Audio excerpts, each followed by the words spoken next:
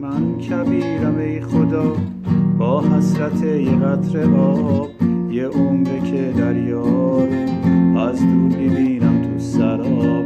بهار برام یه اسم کنه تو کتاب، حرف من با آسمون چرا میمونه بی جواب.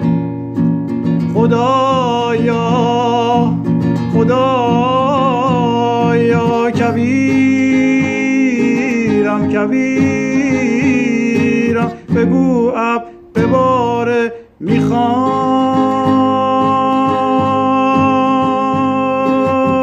جون بگیرم. اگه بارون بباره آروم آرومونم رو لب خشک تشنم. گیسوی سبز جنگل تنمو میپوشونه، پرنده رو درختا میسازه آشیون.